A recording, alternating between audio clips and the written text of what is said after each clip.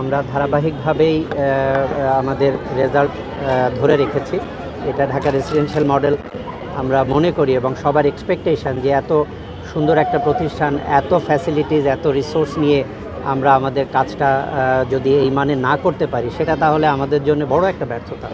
সেদিক থেকে আমরা শুধু একাডেমিক রেজাল্ট না, আমরা পাশাপাশি এক্সট্রা কারিকুলার অ্যাক্টিভিটিসের উপরে দারুণভাবে আমরা সমানভাবেই আমরা ফোকাসটা করে থাকি। এবং আপনারা জানেন দেশে বিদেশে আমাদের অনেক ভালো পারফরমেন্স আছে। লেটেস্ট আমাদের যে ছেলেটা এবারও মনন রেজা নিয়ে, আপনারা জানেন যে ও জাতীয় আমাদের ওপেন চ্যাম্পিয়ন দাবায়, এবং সে কিন্তু কয়েকদিন আগেই হাঙ্গেরিতে যে 37টা দেশের মানে যে ইয়েটা হয়েছে দাবা কম্পিটিশন, সেখানে গ্র্যান্ড মাস্টার ইয়েতে ক্যাটাগরিতে সে কিন্তু চ্যাম্পিয়ন হয়েছে। তো তার রেজাল্টও আমরা পেয়েছি, GPA 5 পেয়েছে। তো আমাদের এবারে 651 জন স্টুডেন্ট পরীক্ষা দিয়েছে। তার ভেতরে আমাদের শতকরা পাশের হার হচ্ছে 99.69।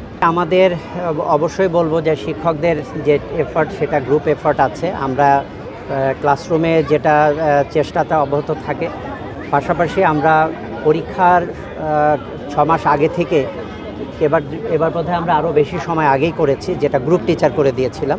এই গ্রুপ টিচার প্রতি 6-7 জন স্টুডেন্টের জন্য একজন করে টিচার কাজ করে, এবং ওনার দায়িত্ব হচ্ছে একেবারে প্যারেন্টাল রোল প্লে করা। সেক্ষেত্রে প্যারেন্টস সহ টিচার, স্টুডেন্টস, প্যারেন্টস এবং ওই টিচার, গ্রুপ টিচার, ওনারা একটা গ্রুপ করে সবসময়, যেটা গুগল মিটের মাধ্যমে কিংবা হোয়াটসঅ্যাপ গ্রুপে তারা এই আলোচনাটা সবসময় করে থাকে।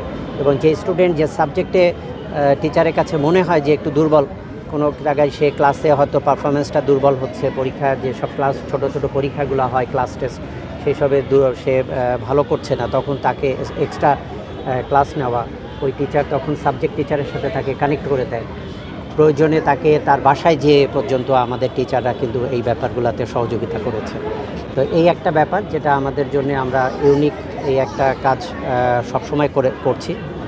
এবারও যারা HSC পরীক্ষা দিয়েছে তাদের জন্য এটা অব্যাহত ছিল।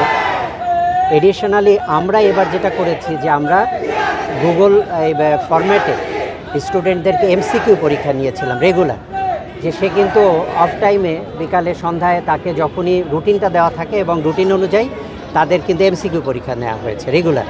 তো এইটাও কিন্তু খুব দারুণ উৎসাহ নিয়ে ওরা পরীক্ষাগুলো দিয়েছে, এবং পুরো চ্যাপ্টার আমরা প্রত্যেকটা বই আমরা 2-3 বার করে MCQ পরীক্ষা নিয়ে শেষ করেছি।